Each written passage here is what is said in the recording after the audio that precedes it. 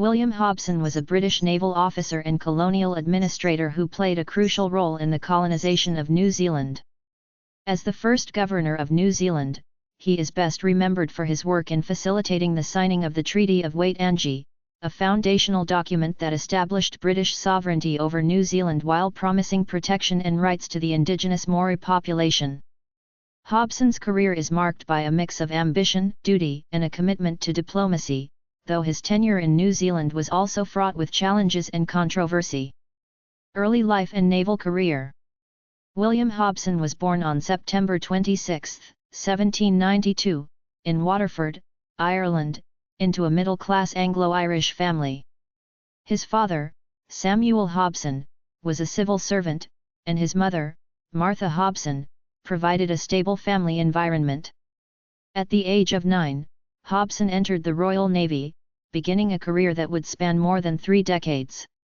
Hobson's naval service was characterized by dedication and skill, but he often found himself in less glamorous roles, serving mostly on patrol duty and engaging in anti-piracy operations rather than major naval battles. In 1811, Hobson served aboard HMS Leopard, a frigate tasked with patrolling the Caribbean to protect British interests from piracy. During his Caribbean assignment, Hobson displayed considerable bravery and resilience, earning a reputation as a dependable officer. His efforts did not go unnoticed, and he rose steadily through the ranks. By 1834, Hobson had achieved the rank of captain, a significant accomplishment considering the competitive nature of the British Navy at the time. Role in Australia. Hobson's career took a pivotal turn in the late 1830s when he was stationed in the colonies. In 1837, he was appointed to serve under Sir George Gipps, the Governor of New South Wales in Australia. During this period, British interests in New Zealand were growing due to increased European settlement and trading activities. Reports of lawlessness among European settlers and concern for the welfare of the Maori people led to increasing pressure on the British government to formally establish sovereignty over New Zealand. In 1838, Hobson was commissioned by the British government to survey New Zealand and report on the feasibility of establishing British authority there. During his initial visit, he recognized the need for a structured approach to colonization that respected the rights of the Maori while ensuring peace and order. His observations laid the groundwork for what would eventually become the Treaty of Waitangi. The Treaty of Waitangi and the founding of New Zealand. In 1839, Hobson was officially appointed as Lieutenant Governor of New Zealand, a position that would involve negotiating with the Maori chiefs to formalize British sovereignty. Hobson arrived in the Bay of Islands on January 29, 1840, with the objective of securing Maori consent to British rule. His mission was a challenging one. While many Maori chiefs were willing to consider a treaty to protect their land and rights, there was considerable mistrust of European intentions. Furthermore, Hobson was under pressure to act quickly, as French interests in the Pacific threatened British claims over New Zealand. With the help of missionaries who had developed relationships with the Maori, Hobson drafted the Treaty of Waitangi, which was intended to secure Maori land ownership while allowing British governance. The treaty was presented to Maori leaders on February 5, 1840. After a day of discussions and debate, it was signed the following day, February 6, by Hobson and more than 40 Maori chiefs.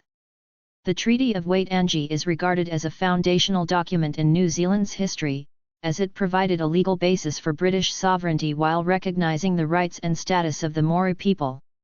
However, there were notable differences between the English and Maori versions of the treaty, leading to misunderstandings and conflicts that persist to this day. Hobson's leadership in securing the treaty was significant but not without controversy. His intentions appeared genuine in wanting to protect Maori rights, but the treaty's implementation and interpretation were often problematic.